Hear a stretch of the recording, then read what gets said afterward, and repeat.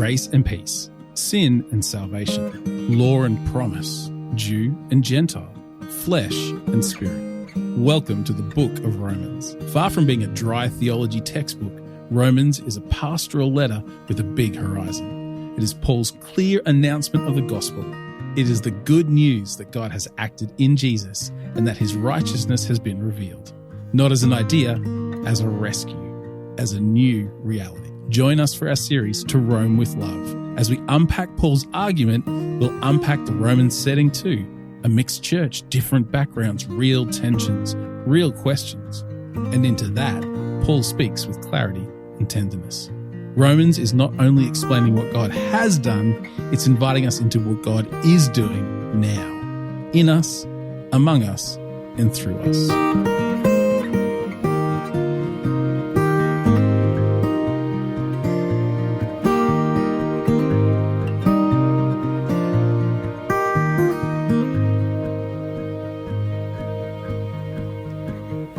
Hello and welcome to Bible Streams. We are a podcast that loves to take a deep dive into Scripture. We have been on a little bit of a hiatus, but we are back in full effect. We are jumping into the book of Romans. We're going to go deep. We're going to go long. We're going to cover it all. Wide? We could go wide. We'll see how we go. Okay. My name is Joe. I'm one of the three hosts, and we are blessed to start this season with all three on deck.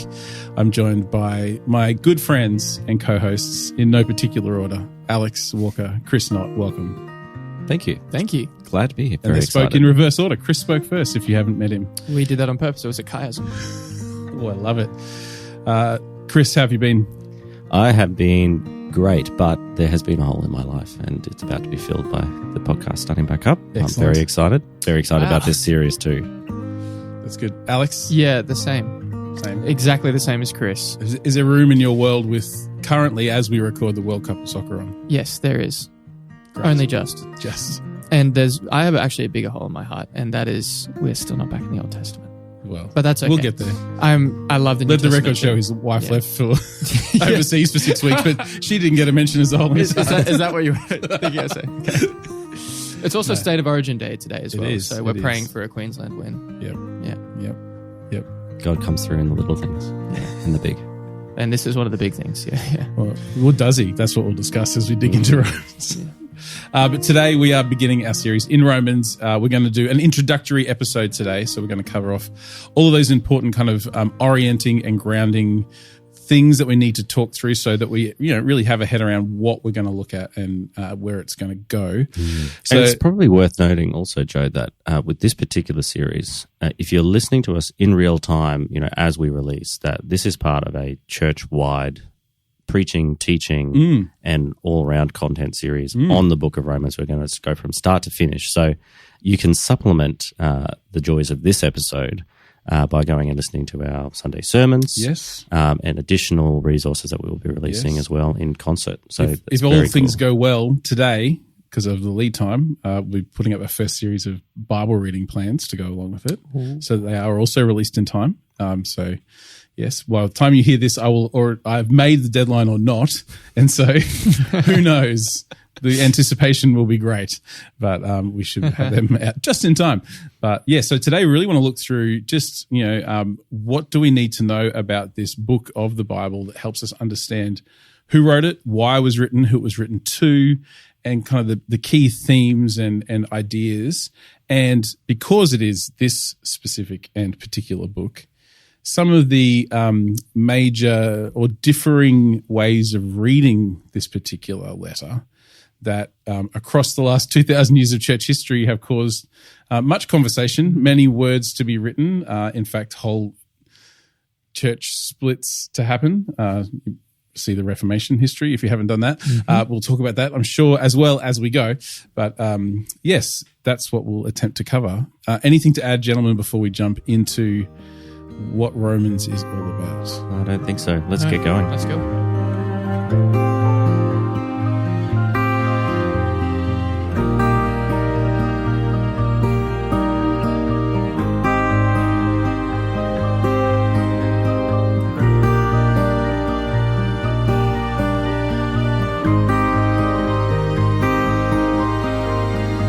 as we come to Paul's letter to the Romans, which will give away our position on authorship in a little bit, the first thing I want to ask us to start to talk about is really, what is this book letter? What is it doing? What is Romans doing? What's the point of this?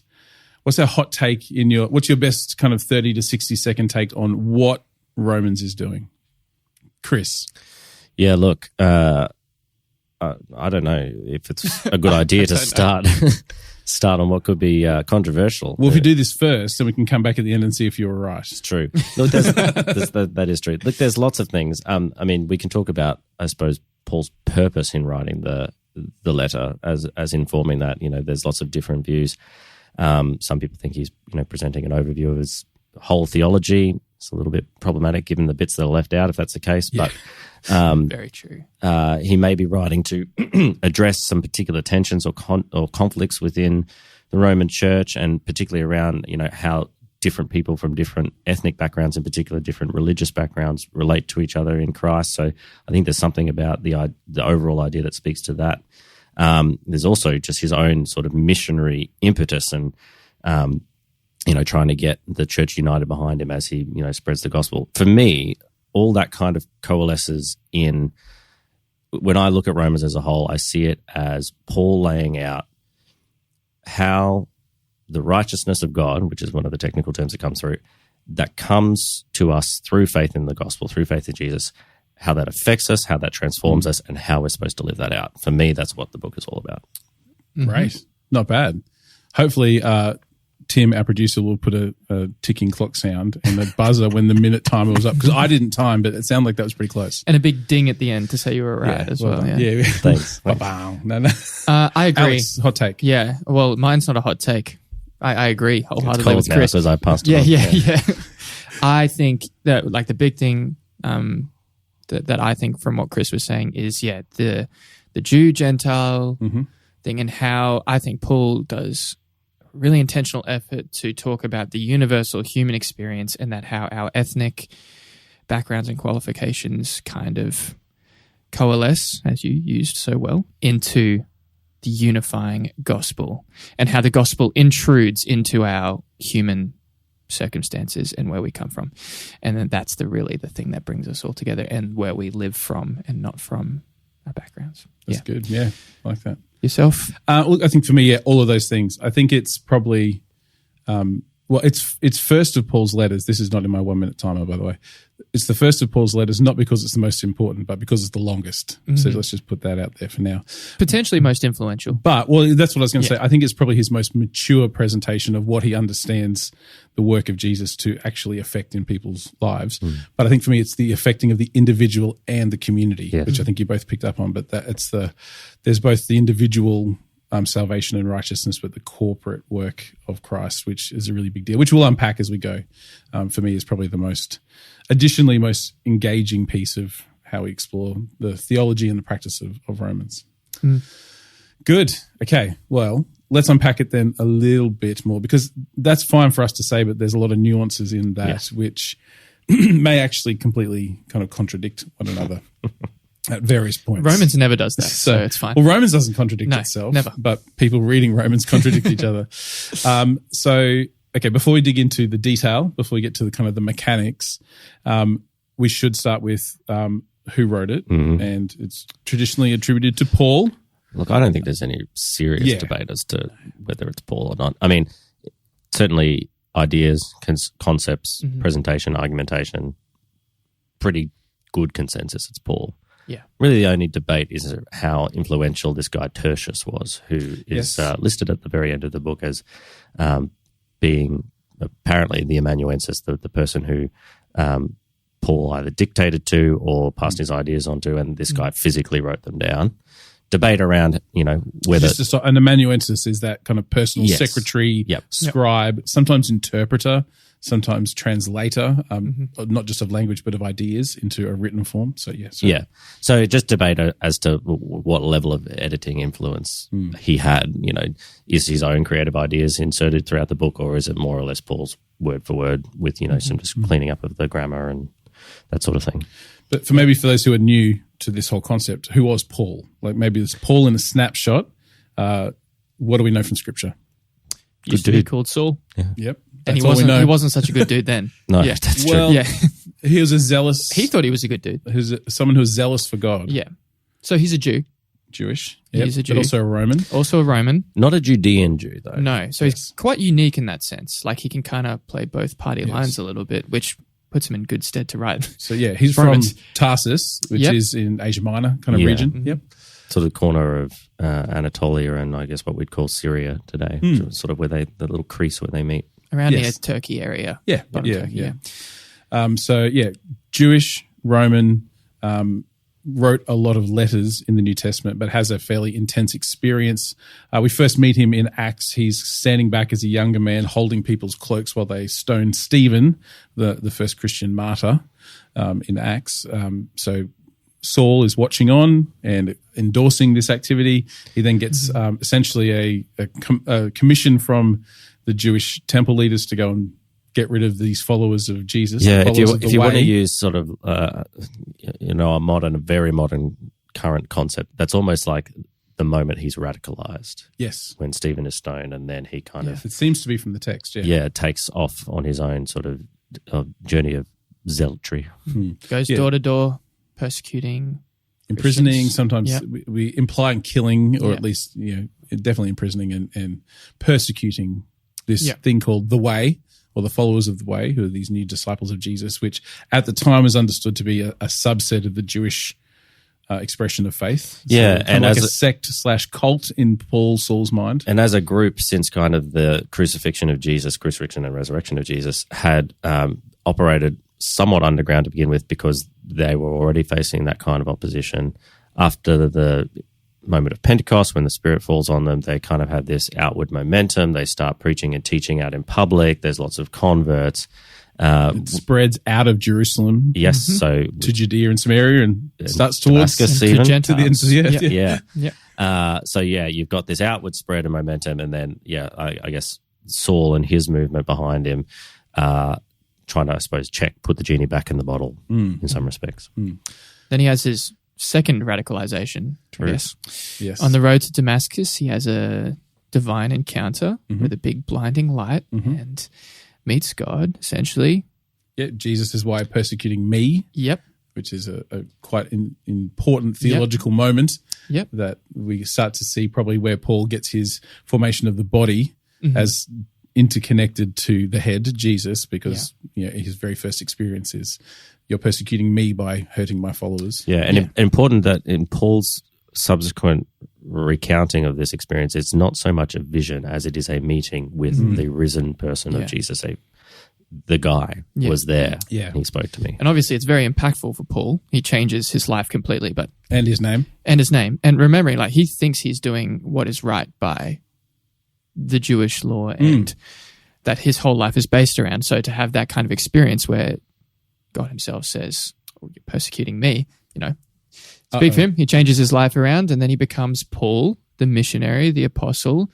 Apostle to the Gentiles. Apostle Yeah. to the Gentiles. even though he's a Worth Jew. remembering too, because sometimes we overlook this, that's not an immediate change. So Yeah. after that experience, he's blinded and he goes into Damascus and he's taken care of, in fact, by people who he otherwise would have persecuted if he hadn't their had this home, experience yeah. in their home. And some of them are quite skeptical about whether he's really changed. Whether he's Yeah. really changed. But he actually spends an extended period almost in the wilderness. He's in a city, but in a kind of spiritual wilderness, coming to terms with this conversion experience, what this new faith, what this new revelation means for him, and actually developing his own understanding of that before he then starts to preach and teach and then eventually connect back in with the originators of the church in Jerusalem and coming into alignment with them. Well, realizing, in fact, he was in alignment with them by some divine miracle, which is great. And that time is not an insignificant amount of time. It's somewhere, it could be either 2 years or anywhere up to 14 years, depending on how you read, how he refers to this in-between period. So it's not an instant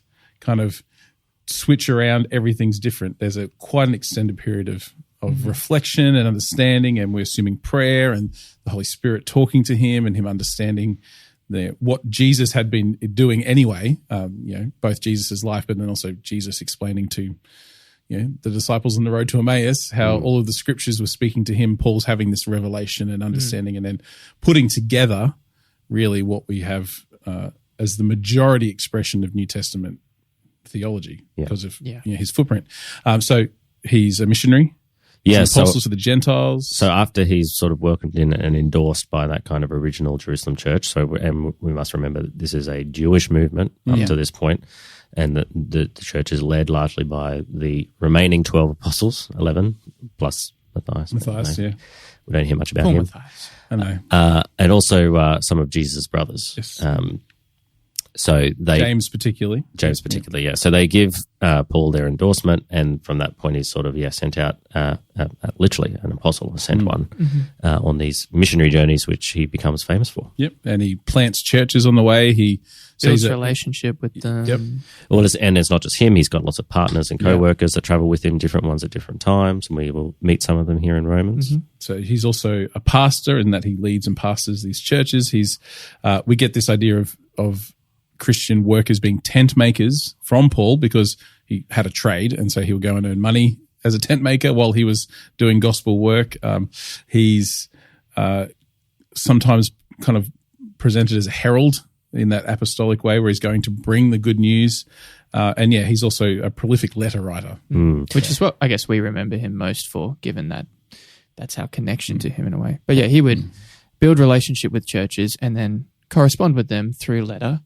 And we don't even have all of them left for us in the Bible, or all that we even know of. Yeah. And they would write back to him, and he would help them with different problems they were having and give them advice and encourage them. Yeah. And also sometimes overlooked is practical outreach. So, and this will become relevant when we talk about the dating of Romans, is very famously when he's on his missionary trip through Greece, he receives news that there is a famine in Jerusalem. The church under there is suffering. It's quite poor. People are really, really under the pump. And so he actually starts taking up a collection to, ameliorate and provide for them. And it actually then that gets fed into a lot of his letters. He talks a lot about the generosity of these, offshoot branches of the church, these Gentiles who maybe had no cultural connection with their Jewish brothers and sisters back in Jerusalem, but are expressing their love and their unity in Christ and their generosity through giving, through supporting one another in that way. And that does become relevant for the occasion, I suppose, of Paul writing to the Romans. What is helpful to keep in mind as you hear us talking about all these different ways that we can understand who Paul was and what he did was that as we come to the almost endless amount of writing and commentary and opinion, even just in your study Bible, there'll be footnotes in Romans, and depending on the author's kind of prominent view of Paul, it will shade how they see things like Romans. And so if Paul is a theologian first and foremost, then he's writing theology. If he's a pastor, then he's writing to encourage people. If he's an apostle, he's writing to reestablish new kingdom truths that are different to maybe what they've understood before. So there's all sorts of different lenses, which is helpful to actually frame some of these things, because as we get to the different ways to read it later on, all of these things play into it. Yeah. There's probably one final bit of Paul's biography, I suppose, that we could speak to, and that is the end. Well, we could do that. Is after he's taken up this collection for Jerusalem, he goes back and to deliver it. It makes sense. And although Paul's Roman citizenship has been of benefit to him through his ministry journey, it opens particular doors. It sometimes saves him from being lynched by mobs and that sort of thing. He's actually arrested when he's back in Jerusalem by the Jewish authorities, who then hand him over to the Romans and accuse him of stirring up trouble. And the Romans obviously don't like that. See, for reference, what they did to Jesus. Yes. They might end up doing to Paul as well. And this is where... Which was quite a recent memory. Yeah, absolutely. Yeah. So Paul the Roman really comes out in this point, because he basically says, "No, you can't do that to me. I'm a Roman citizen. I have rights." And he exercises those rights to the point where he then goes on a journey as a prisoner to Rome. Because he appeals to Caesar. He appeals to Caesar. Yeah. And that's kind of where we're left. That's where we're left in the biblical narrative. In Acts predominantly. And then from history, what we know about Paul's life is he then does a lot of teaching and preaching, largely from prison or house arrest in Rome. But he is eventually martyred there, executed for his faith. Well, do we know that for sure? Or that's based off some historical accounts? Yes. Because some think maybe he made it out and got to Spain, which is what it was his intention to head in that direction. But spoilers. Sorry. You guys will find that out. Come on. But I think most people do think he probably was executed or martyred in Rome. So, let's then talk about why, where and when it was written. And that plays into his travel plans, which Alex has kind of alluded to already. So we know that he definitely wasn't writing in Rome. No. And he'd actually not visited. He'd not met Rome. any of these He'd people. not met any of them. And so... Well, he may have met them, but not in Rome. But and he certainly didn't know them as a community, like he knew the church in Corinth or he knew the church in Philippi. Yeah, it was a bit different. But yeah, as far as we know, he's probably writing from Corinth. Yeah, there's a bit of detective work you can do based on sort of Romans 15 and Acts 16 as well. Yeah, and Acts sort of 20 to 22 and just some of the names there. Triangulating the different names and places. Yeah, it does seem as though he's writing from his time in Corinth. Yeah, and it appears there's a whole bunch of those names in chapter 16 that are associated with Corinth, Gaius and Erastus and Quartus and a few others. And Phoebe. She's as well. From Cenchreae, but just next to Corinth. It's like just the port, isn't it? Yep. Yeah. So, and then Phoebe is the one tasked with carrying around said letter to Rome. So, yeah, Paul's writing from or at least near Corinth. Yeah. Yeah. And we're thinking probably in the mid to late 50s AD. That's about the time he seemed to be in Corinth. Again, don't confuse the fact that there's letters to the Corinthians. Like he's not writing those letters when he's in those places. Yes. That's the important thing to really remember because it's a little bit confusing. The titles we have in our Bible is because that's who they're written to, not where they're written from. Yep. And so he's not in the place where the letter's going when he writes it usually. That's why he writes the letter. Otherwise he'd probably just preach a message. Yeah. So situating in that little condensed biography, it's while he's in Corinth, probably while he's doing his missionary journey there and taking up this collection that we mentioned. Yeah. Before he goes back to Jerusalem. And in this letter to the Romans, he says, I want to travel to you guys eventually, and maybe this is where we'll say this. He explicitly lays out his future missionary plans. He wants to use Rome as a base to then travel on to the Western Mediterranean and Spain in particular to spread the gospel there. Those are his intentions. And then obviously after that, he does end up going to Rome, but maybe not under the circumstances he foresaw. He is arrested and then he travels there to appeal to Caesar, and it's not clear whether he goes any further. Yeah.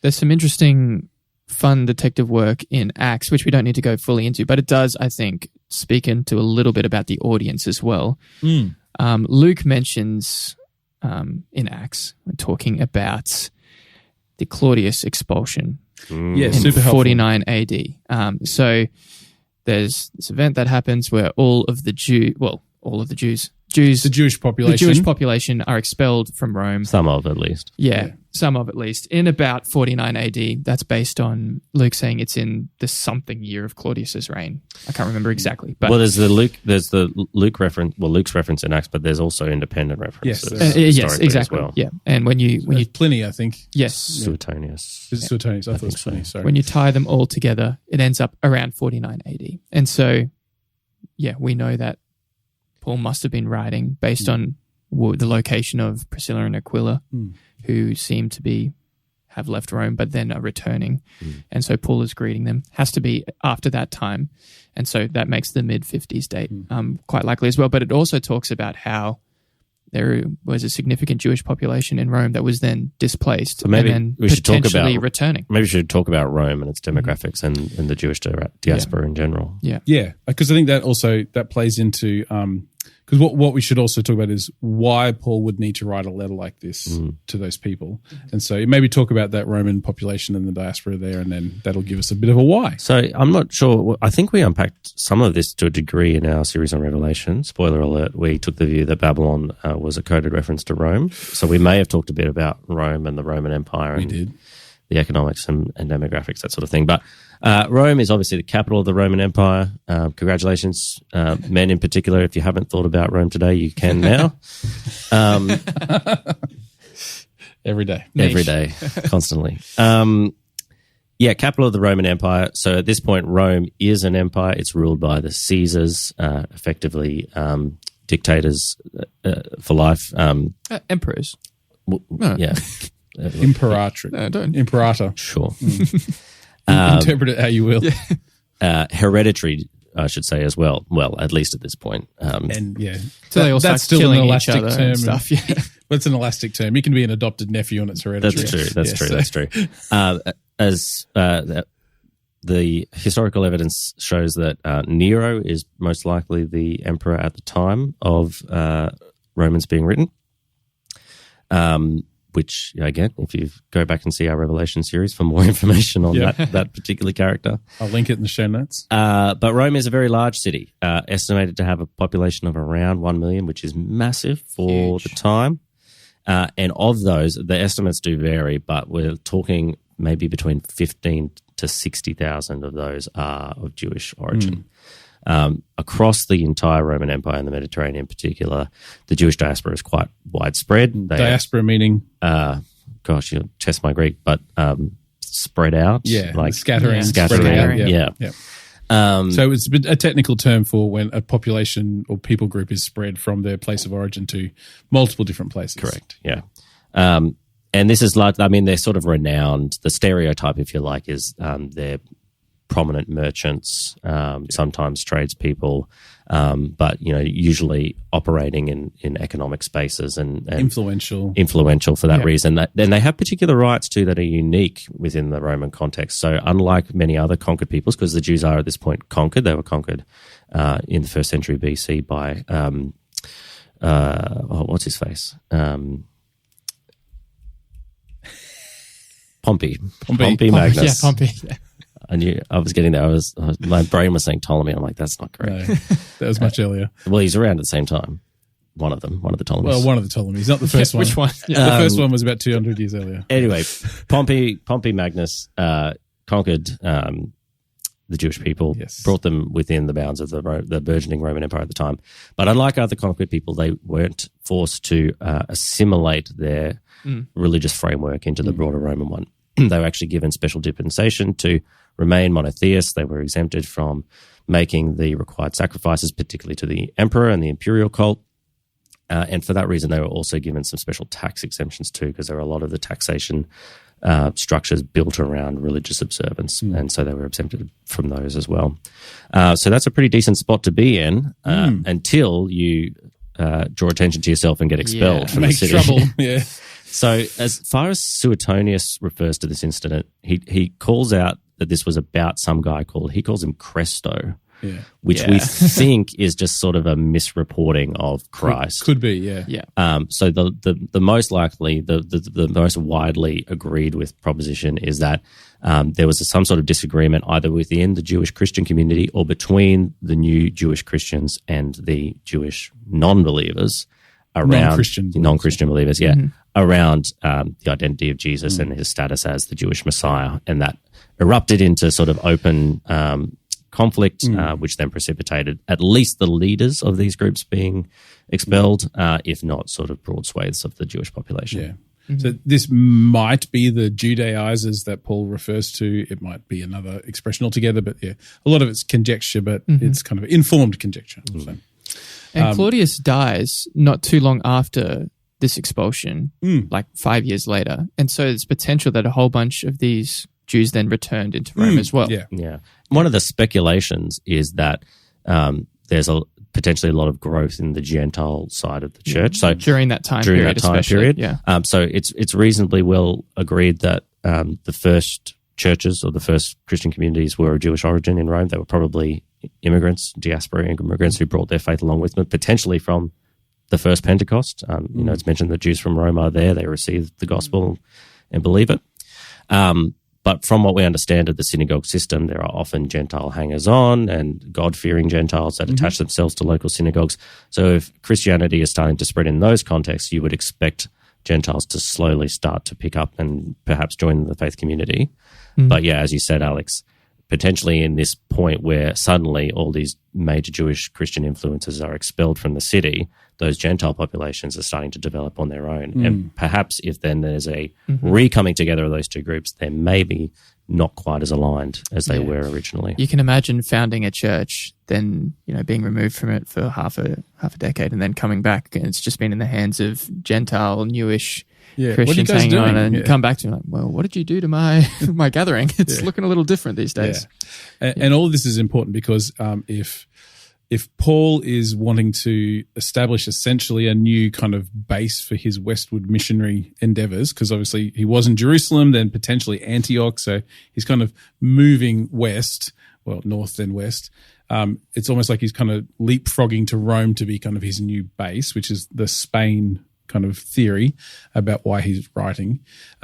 However, if we understand there's this growing kind of Jewish and Gentile commingling of Christians in the same city, well, that might give rise to a different reason for writing this. And as we see the text, how you frame that will, again, help you interpret the text a specific way. So if he's trying to prove his theological credentials to the Roman church, then he's writing a letter of theology. If he's trying to deal with these racial relations within a covenant community, then he's going to talk to Christian identity and the work of Christ.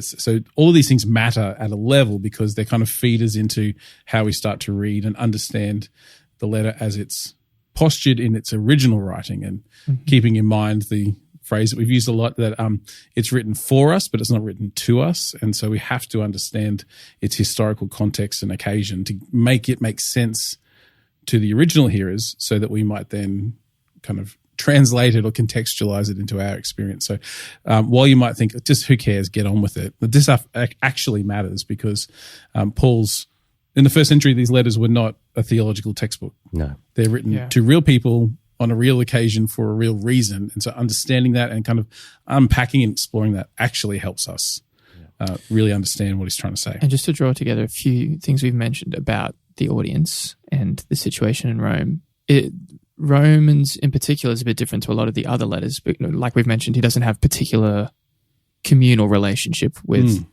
the Roman church, but he's also writing to not just like one kind of church as he would in Corinth. He's writing to probably a network of quite a few different churches that have popped up there. And you can see that in chapter 16 where he addresses probably people who are leaders or founders or connections in all those different churches. So that's why we often see Romans and we would say this is a bit of a summary of some of his theology because he's being a bit more general. But question to you then, what did the church look like in the 50s AD in Rome? Yeah, well so it from your opinion, because obviously you weren't there.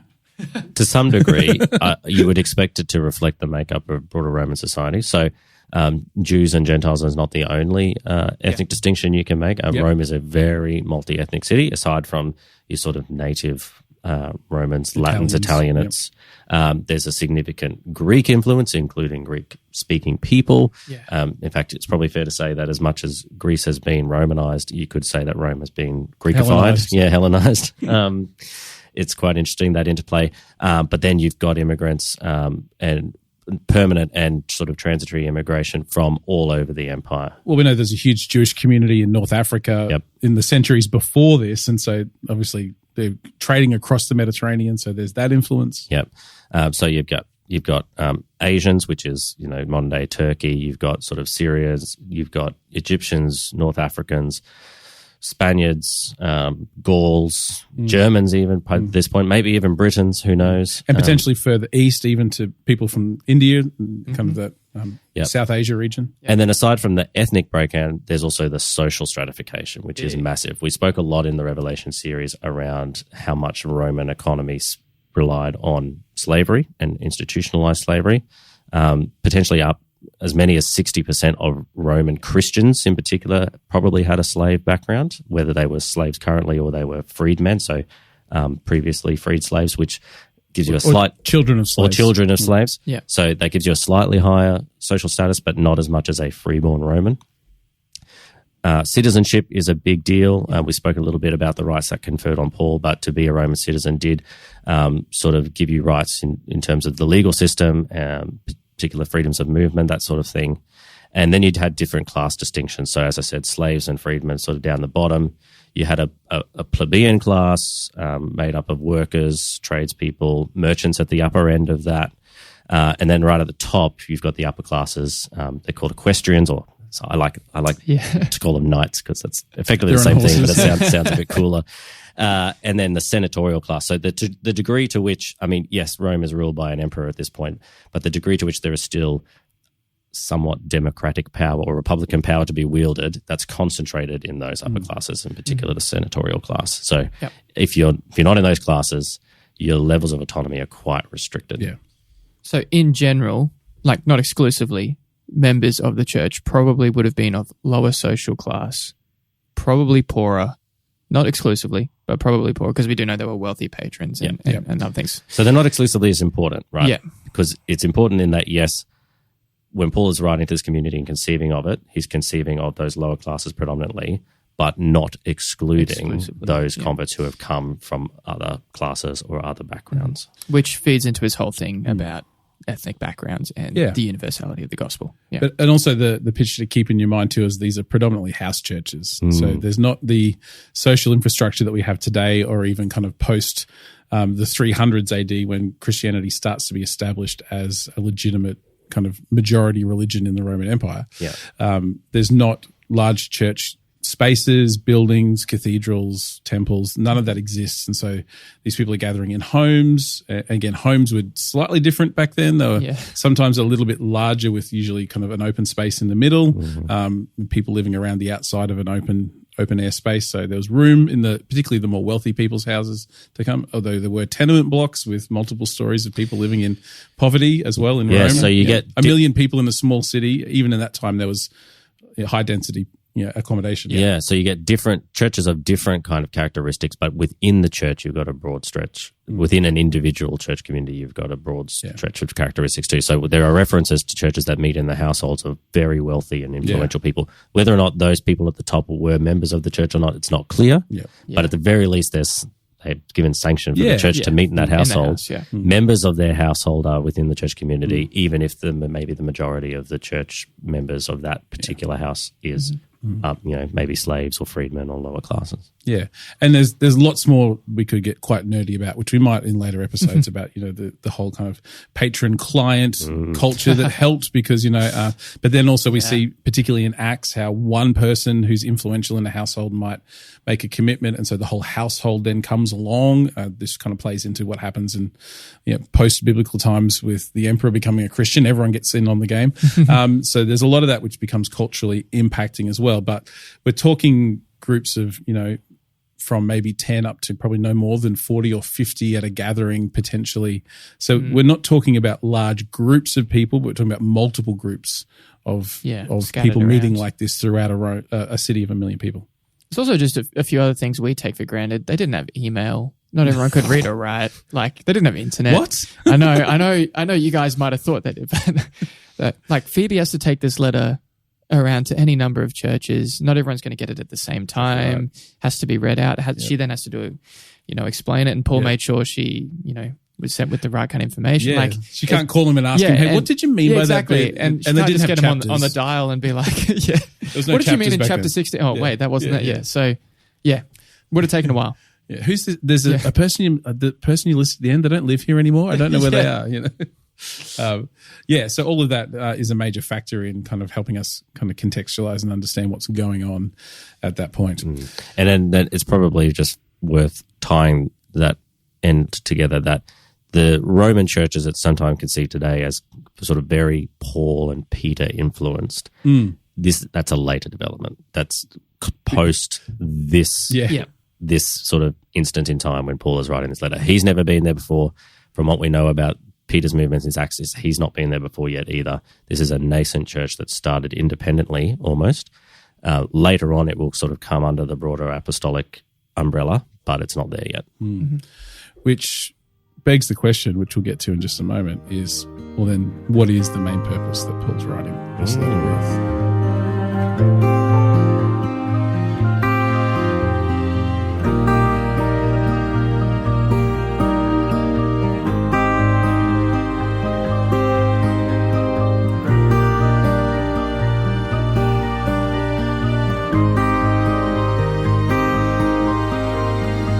Okay, so what was Paul's purpose in writing this letter? We've touched on a few ideas, but can we boil it down to one? Can we boil it down to a few? What's kind of, obviously there's as many different purposes as there are commentaries published because you need a reason. But as we synthesize them all, what do we think? What are our kind of majority perspectives on this. Yeah. I think I alluded to this at the start and sort of gave the game away. I think that one of the popular views that this is a, systematic theology of Paul is not it.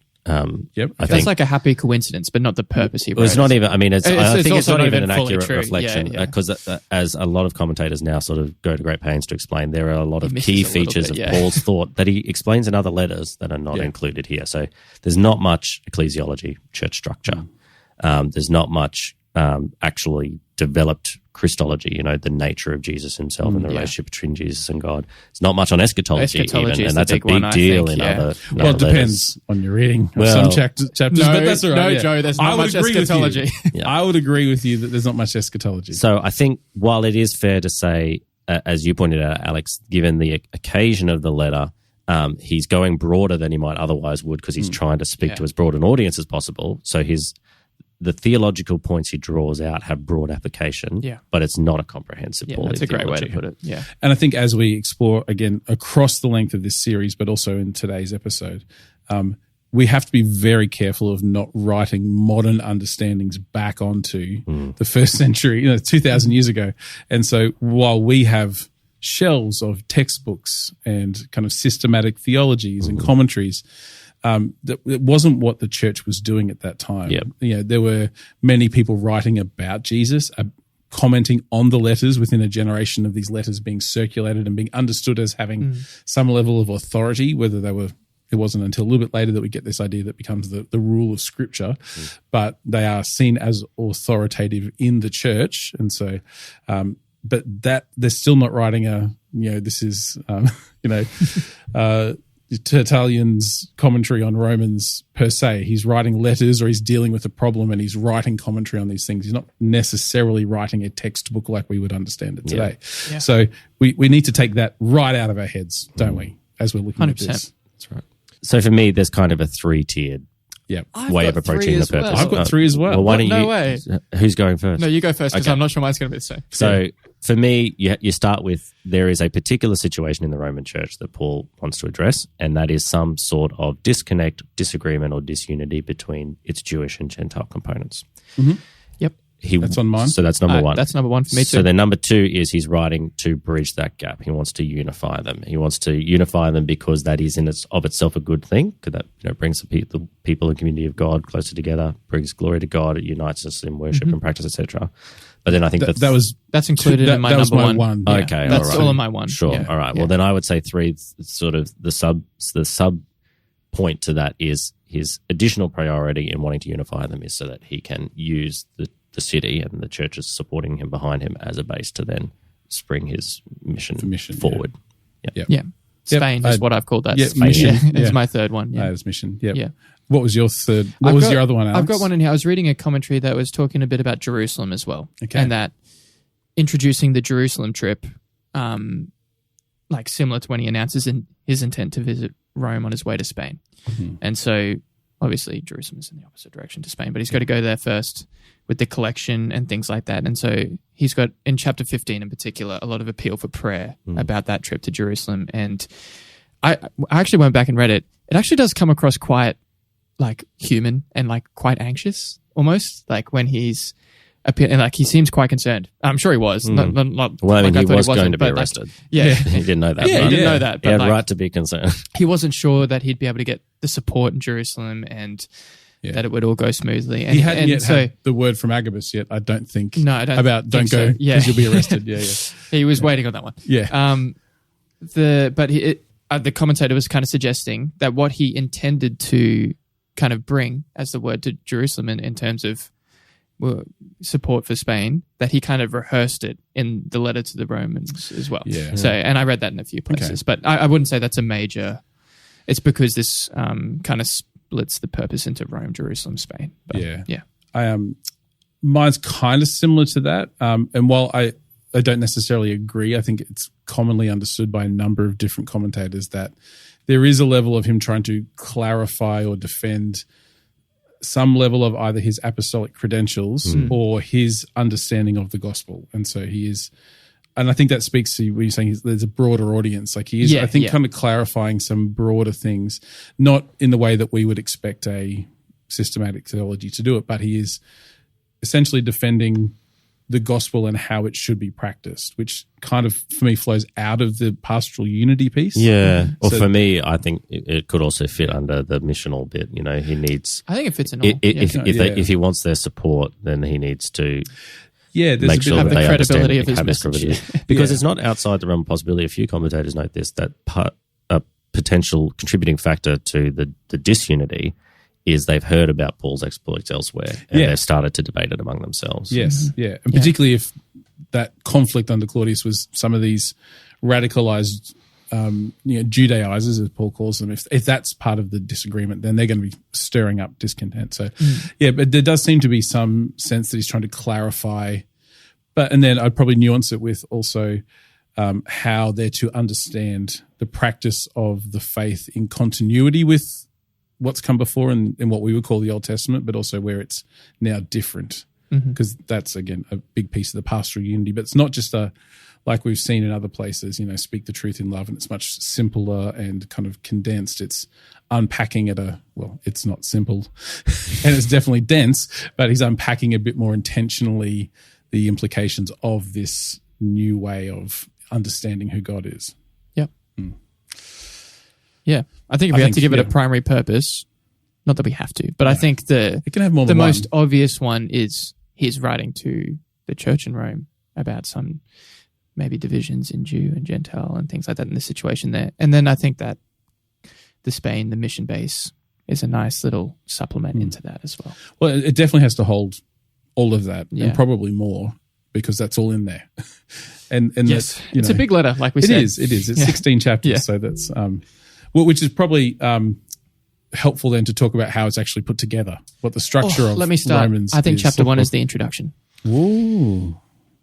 Can't argue with that. I think at least the All first of half. chapter one? No, the first half of chapter 1, the first half up to verse 12, is just like the letter frame. The letter opening. Really? Not up to 17? Okay, you can go up to 17 if you want. Well, no, see, I would agree. I think I agree with Alex. I think it's only up to 15. I think 16 starts the next really? bit. I said up to 12. Did you? Oh.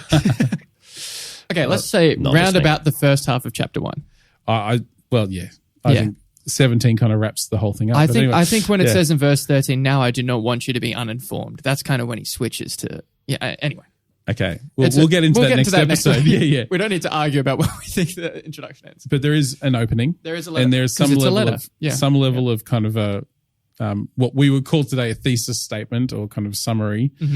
Whether it's the just or the righteous shall live by faith, whether it's something earlier than that about the good news of Jesus and who he is. But it's definitely got all the hallmarks of a letter. Yes. To those in Rome, verse 7. Yes, but an extended letter. It's not a pure. No, it's a kind of almost like an open letter, a public letter. So, like we said, It's to be read. a broader audience potentially. Well, it says in verse 7, to all those in Rome who are loved by God and called to be saints. Some people make a big deal out of the fact he doesn't call them the church in The Rome. ecclesia. Which he He doesn't in other say ones. ecclesia. But I think that's maybe. I think it's because he doesn't know them like personally as a one community. Yeah, possibly. Right? And he hasn't met them yet. Possibly. I don't think it's any. I mean, he says very nice things about lots of the people there, so I don't think he would be making a point about their legitimacy or anything. He like also, that. compared to the other letters, and maybe this is again because it's just a broader audience, he's very brief in his thanksgiving for them.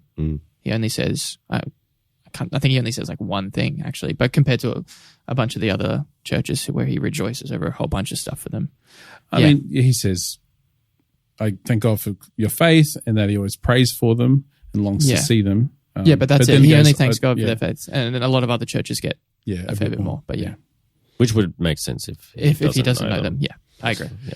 Okay, so there's an opening, which we would imagine then there's also a closing at the other end. That is correct. Yeah, chapter 16. The greetings and travel plans. And a bit of chapter 15 as well. But in between, how do we structure what comes after this opening bit and the sign-off? I've got 4 sections. How about everyone else? Me too. 4 in between. Yeah. Yes, me too. Oh, great. Good start.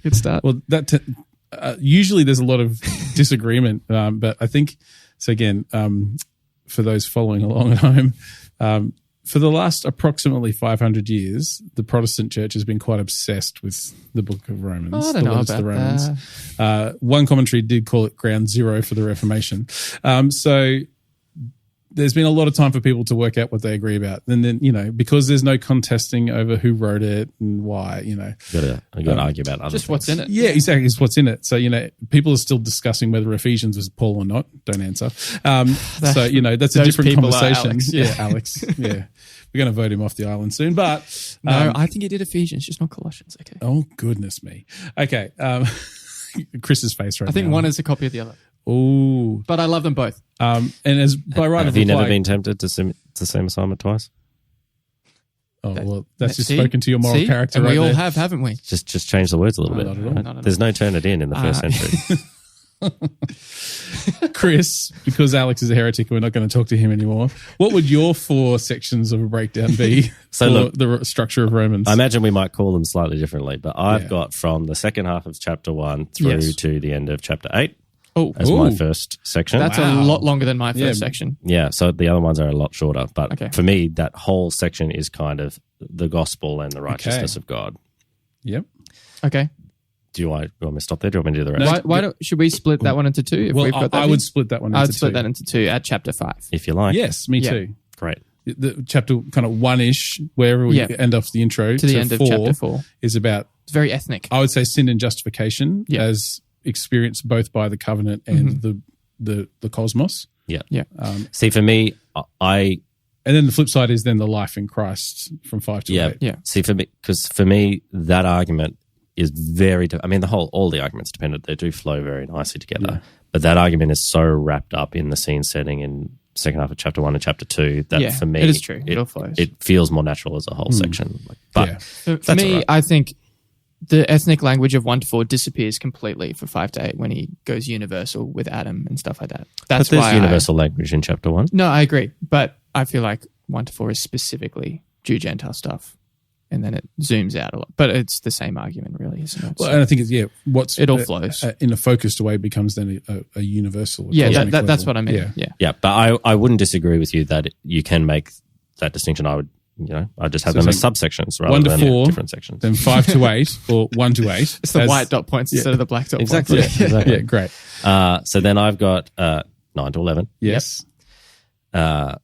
Would have been scary if we didn't all agree on that. Concerning Israel. Well, I've called it God's faithfulness to his covenant people. Yes. Why are you being deliberately provocative already? No. in the intro? Just that's what most commentaries will call it. Okay.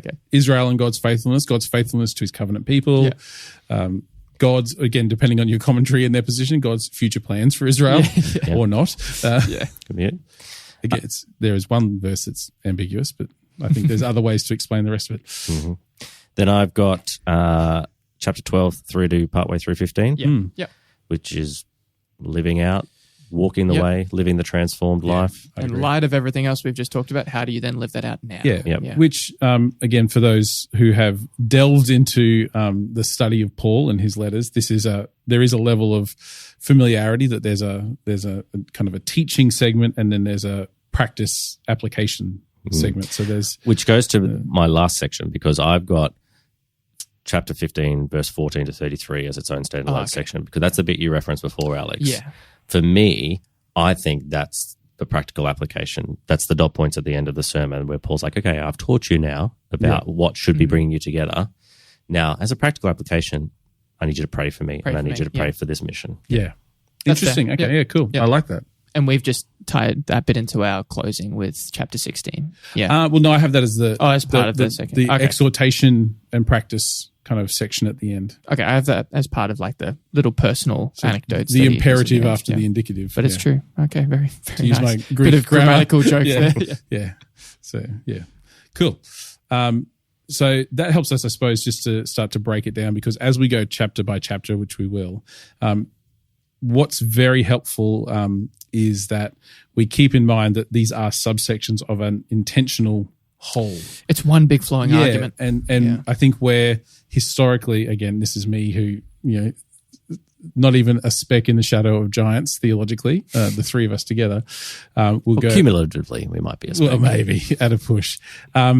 I think the church general has fallen afoul of interpretive problems by forgetting the fact that this is a unified letter that is intentionally building a conversation, and we will pull out sections and build a theology or practice around that, which forgets that this is integrated. And so that structure is important to just help us get our head around the conversation, but we don't ever want to focus on one over the other, forgetting that this all works together. Because a structure is helpful, but it also then speaks to kind of major themes that we would see in Romans. And this is where we start to then kind of diverge on what people understand the themes that Romans is trying to teach, or at least major portray. Themes. So there are major themes, of which I have 1, 2, 3, 4, 5, 6, 7, 8, 9, 10. They can't all be major, can they? Well, this is the interesting bit. As I started to kind of compile these from different commentaries, I'm like, oh, yeah, some of them kind of are the same, but they're not. So, yeah. Okay. Anyway. Do you want to give us a taste? I stripped mine back to just 3. But, well, let's go with your 3, because people might get bored by the end of my 10. So if they stop after your 3, they've at least got the 3. Yeah, well, my first one's a cheat because it's really umbrella. It's the righteousness of God. Yeah, same. Well, that was one of mine. Yeah. Yeah. And again, some of these are subsets of that. That encapsulates a ton of things. The second one I had is then the transforming power of the gospel. So what is that righteousness and how it is attributed or transmuted to us, or whatever language you want to use? How does it affect us as individuals, as communities, both in the past as part of the world, both in the now, and in the future? And then my third one is kind of, I've called it obedience and alignment, but it's this, living out then those implications. Okay. That's pretty similar to me. Yeah. Yep. So Alex, anything? I've just reworded those last two. Like my middle one was like, yours was like transformation. Mine's like the universality of the righteousness and the gospel of God for humankind. And then, living out in light of that. Yeah. How do I live as a Christian in my circumstance? Yeah. I think mine probably just unpacks some of those a little more. Yeah. Because I do think that there is, what it means is up for debate, but there is the theme of justification by faith in there, which I would maybe sit in your in your second one. I kind of marked that as that's kind of what you're saying, but I do think that there is quite an emphasis separately on grace, understood as God's empowering presence, which then has a theme of life in the Spirit and that kind of thing. Yep. So I think that's a key theme that you do need to trace through that, because I think some of Paul's clearest understanding of the work of the Spirit comes out in Romans. Yeah, so I think you missed that. That's fair. Again, Jewish Gentile relations, that's some of the practical, but also some of the how that sits in the role of the law and covenant. So for me, when I've got like the transforming power of the gospel, I've got 3 sub kind of themes to that. The first one I think sits with your justification by faith. It's what is the impact of the gospel on sin, on death, on the brokenness of the world. Then the second one I've got the impact of the gospel on the formation of God's covenant people. I think that's your other one right there. And then the last one kind of moves into then on the transformation of the individual and God's presence in them and empowerment for them. Yeah. So I do think maybe there is a sub theme, which again, not a major theme, but a clear theme, is the role of the law in all of this. As a again, that plays into the Jewish Gentile relations and the kind of covenant continuity, discontinuity bit, which I think chapter 4 is really important around.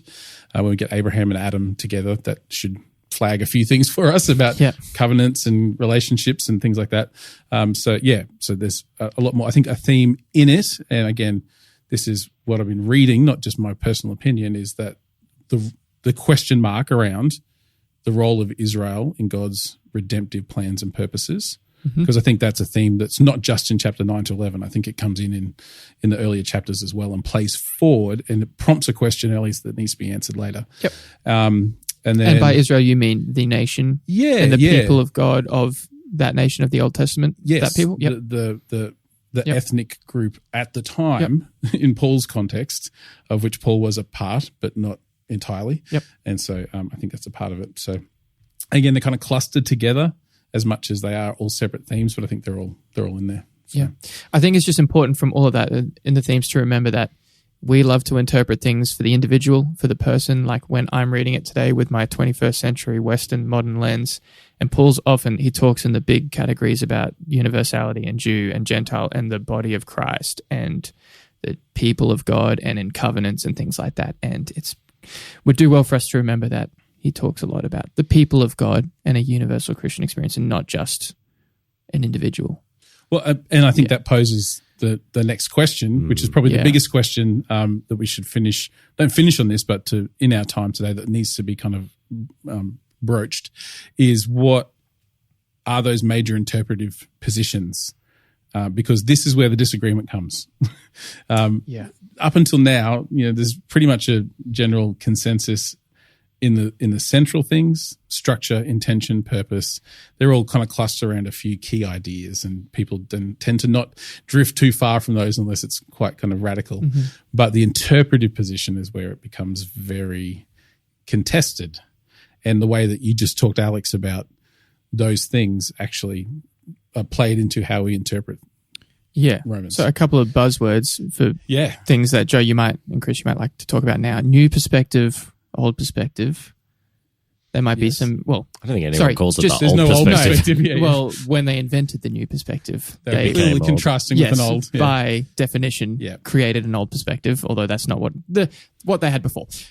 Those are a framing category, the new perspective, we might use a bit as we go through this series if you want to talk to it. Yeah, and that's probably, although not cleanly, but probably in contrast to a reformed reading of Romans. Old. Which is not old. It's still all in the last 500 years. Relatively new, Yeah, they're all relatively new. I did read one of the early church fathers' commentaries on Romans already. That's old. Yeah, which is the Reformation fathers would argue Augustine was saying the same thing. But Augustine wasn't saying the same thing as a lot of the other church fathers. So it's okay. So we do have this kind of new perspective. We do have Reformed, which is both a Calvinist and a Lutheran. Then there's slightly different perspectives in some of the Reformed readings, and what they then emphasize. Other ones to throw in there? I've got a whole list, but you guys can. Well, I mean, those are the main I think those are the really big ones. Yeah. Yeah, I think we do have some of that kind of. A third space would be your kind of Arminian human agency reading, which I think gives you an interpretive framework. Yeah. I think that's still within the frame, because I would, to take out any sort of not inflammatory, but some of the labels, carry their own connotations. Like, is it the Reformation view or is it the Reformed view versus the Lutheran view? It's all wrapped up in kind of a judicial account of salvation for me. Yes. And I think the Armenian view still actually fits underneath that. Whether you're not the agency, whether it's human versus divine agency is the point of difference. I think it still fits within that framework. So let's just stop and unpack that for a moment, which we won't do exhaustively now because this is what the text will lead us to the discussions around. But so when you say this kind of Reformed or Lutheran or that kind of Reformation era understanding of Romans, and you said a judicial view, just give us a high level. So if I can summarize it badly, it would be understanding that righteousness is a legal status for the individual's standing before God, and righteousness is being in right standing with God. Yeah. And it is how that status is obtained that is the key question.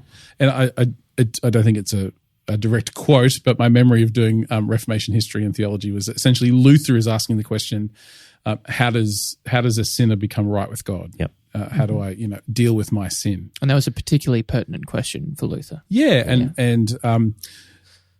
We'll get to that in a second. But I guess in Romans, the key conversation that this sees happening in Romans is, whereas under the old sacrificial system, the old law of Moses, you obtain right status by individual meritorious conduct. By doing the right thing as God has prescribed it, you then obtain righteousness. And in this view, Paul's point is that is impossible. And so, in fact, the only way that you can achieve or obtain this right standing before God is if God himself attributes it to you, and he does that through the sacrifice that Christ has made on your behalf to meet the punishment for your failure to behave meritoriously, and also his own meritorious action. So Christ's own righteousness sacrificed on the cross on your behalf, God then imputes the righteousness, the right standing to you. Yeah, so that becomes then... How can a sinner be saved? Yeah, how can and chapter 1 and 5 through 8 become key parts of that, because these are the things that speak to that quite specifically. And again, has historically then created problems around what do we do with some of the other bits. And I would also refer our dear listeners back to our series on salvation models. That was The ages Atonement ago. series. The Atonement series. The Mosaic. What did we call it? What do we call Forget it? what we called that series. Yeah. It was around the different perspectives. So, Yeah. Chris is looking it up I'm and looking it fact-checking ourselves. We So I suppose- called it High and Lifted Up. That was a great title. Yeah. To see Series on the Atonement. And so what Alex referred to earlier then in kind of counterpoint to that would be what's called the new perspective On Paul. The NPP. the NPP. The NPP, yeah, you know me. Alex is too young to get that reference. So if Luther was asking the question, how can the sinner be made right with God? Romans does answer that, but the new perspective would suggest that that's not the question Paul is asking. So a guy called Christus Stendhal in the 60s wrote this great article called Luther in the Introspective Conscience of the West. So essentially in this kind of emerging modern period. Light reading. Stop being so depressed. I Is know. that the Well, subtitle? basically, it's like European Christianity from the 1500s on through the Reformation, everything was dealing with this internal anxious torment. How do I resolve all of these things that aren't right in me?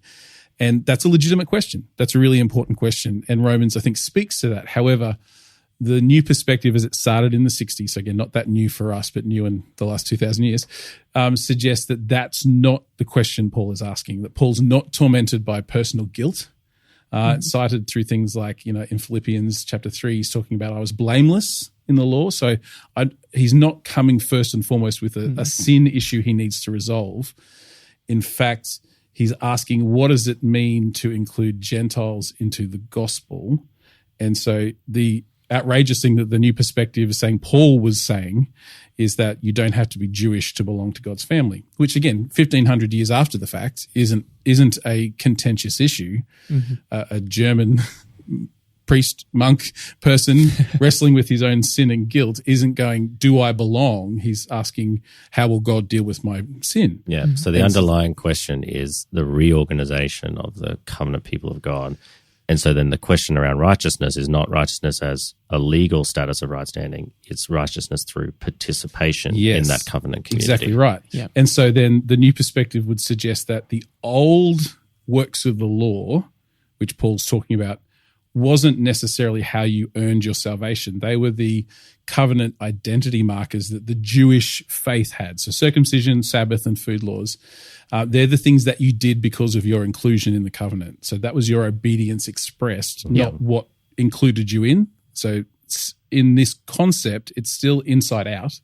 What's happening on the inside of me, my relationship with Yahweh, is expressed in these identity markers.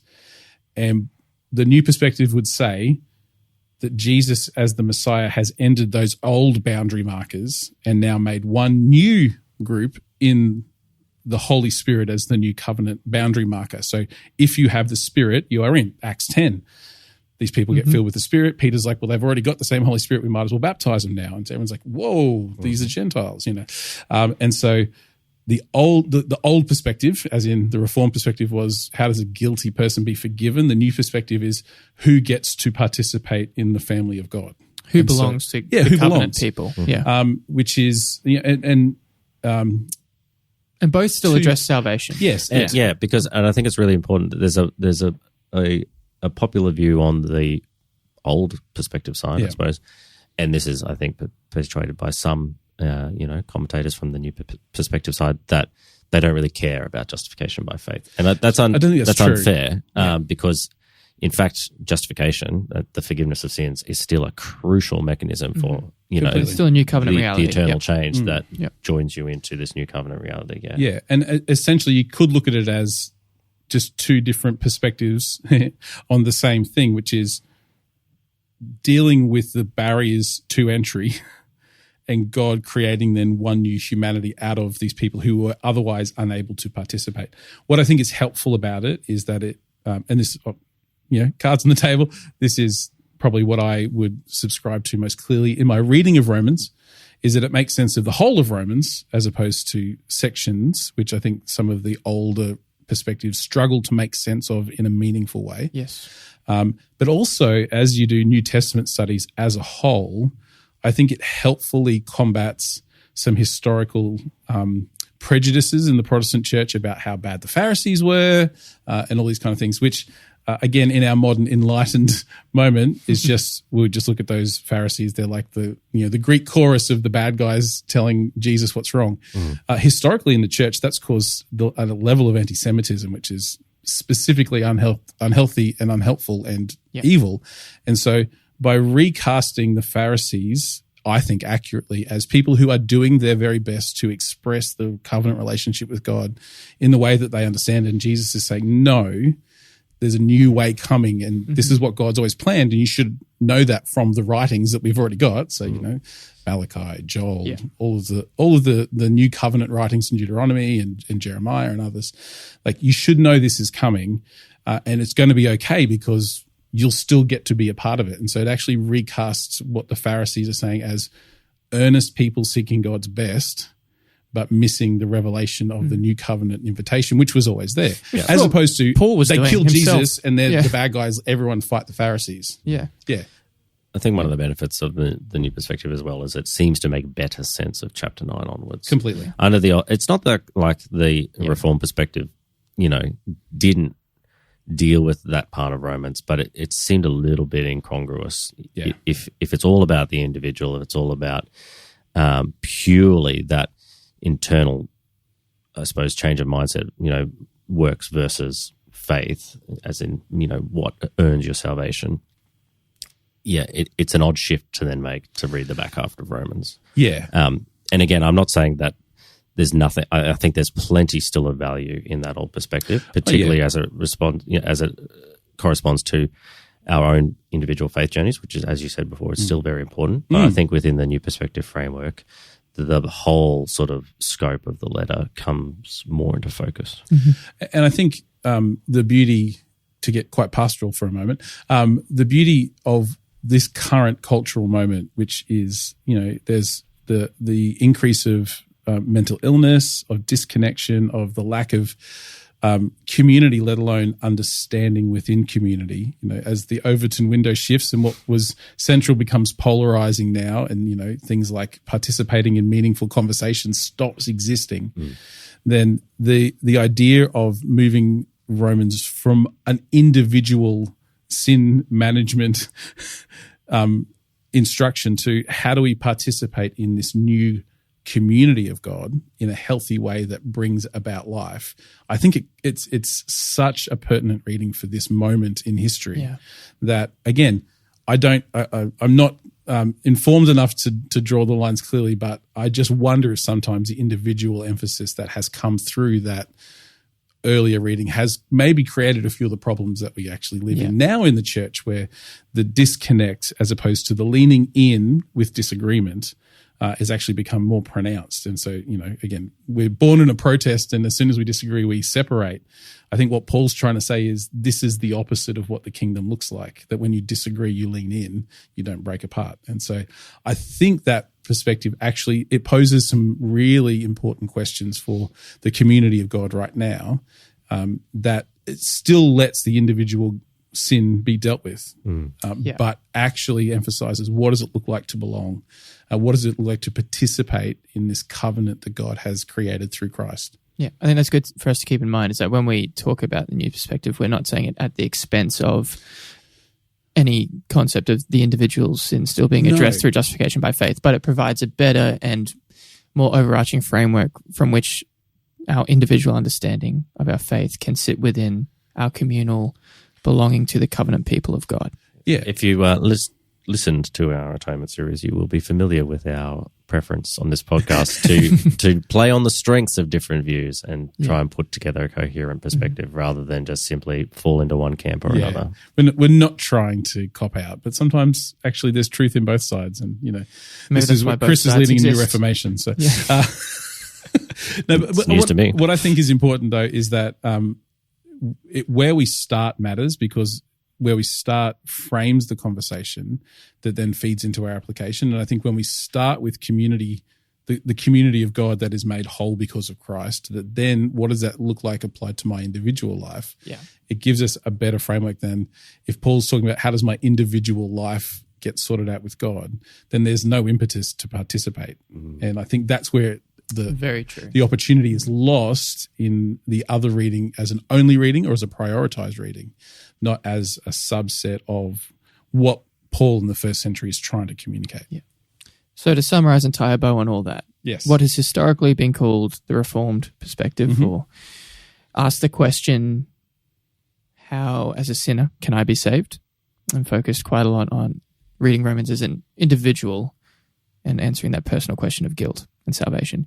Whereas the new perspective on Paul, the NPP, which sounds very scarily like a political party, asks the question, who belongs to God's covenant people, and focuses more on the communal aspect of faith as well. Not disregarding the mechanism and means by which you participate. Yes. Because you only receive the Holy Spirit. The mechanism exists because of in the Lordship both. of Christ. Justification by faith Yeah. and salvation through God only exists in both. But It does. The NPP is a political party in India. There you go. I knew it. The bit that we'll start to explore as we get further into the text is then some of the subsequent then understandings of things or framing of things like what is justification, what is the righteousness of God. These are significant debates in the theological life of the church since the Reformation, really, since actually before the Reformation, in part brought to the surface by the Reformation. Even things like the new perspective or a reformed view, they don't agree on everything by any means. And so what, one reformed theologian might understand by justification by faith is not the same as every other theologian. What, James Dunn might understand about justification in the new perspective is different to what N.T. Wright would understand as justification and the righteousness of God and all those things. And so there's some good work to do as we explore these things moving through. There are other minority readings, which we probably won't touch on too deeply. There's, I'm not super familiar with the pre-Reformation, I suppose, Catholic reading. I've done a little bit of work on that, which is interesting. There's a lot of conversation in those spaces from what I've read and kind of scraped. The play between faith, works, sacraments, and participation in the life of the church, particularly. Then you get some kind of some of the more modern participationist and covenantal readings about they're kind of wrapped up a bit in the new perspective, but not entirely overlapping. So how do I participate in the body of Christ, the life of God, in the kingdom, in the church? And so there's a lot of that then, goes right back to, the early church fathers writing on this. So so they're all there, and we may bring them out where there's something interesting or valuable, but we'll generally be kind of wrestling through some of those major positions.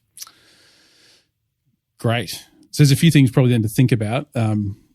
Anything that we want to kind of frame up now around how we're going to explore this and kind of what's coming next?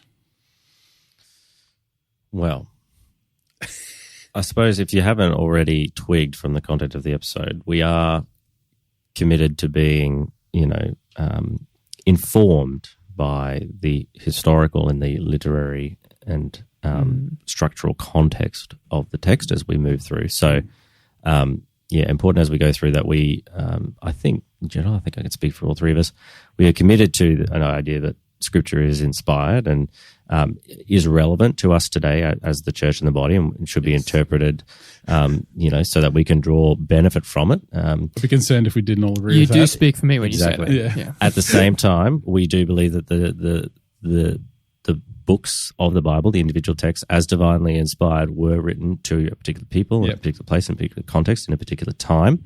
And so we are very careful that our own interpretations for our present day are not in any way, contrary to how that would have been understood by the original audience. So that is one of our hermeneutical principles, if you like. Yeah.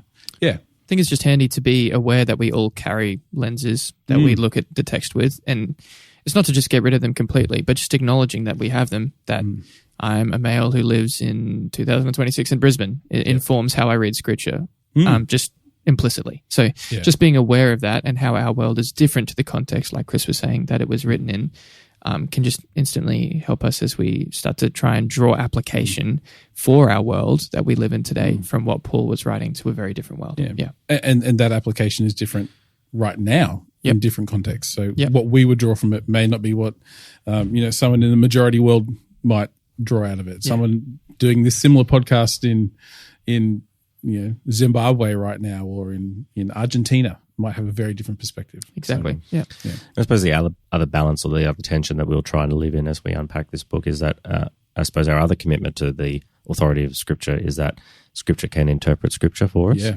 The priority for that is within the letter itself. We should allow the letter to be internally consistent. Yeah. Beyond that, though, we can look at the rest of the Pauline corpus. We can debate how far that corpus extends. I don't think it'll be a debate. But even beyond just Paul's letters, there are other New Testament writers, there are the Gospels, and then there is the Old Testament context from which Paul relies on, is foundational to his thought. Pretty heavily in Romans too. That we will draw upon to help understand what he's writing about.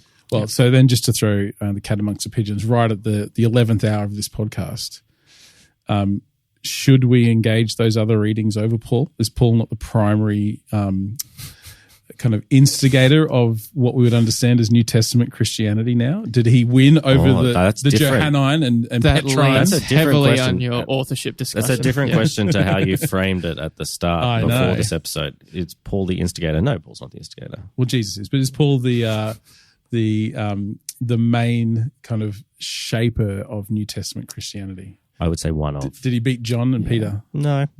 John still gets a ton of space in the New Testament.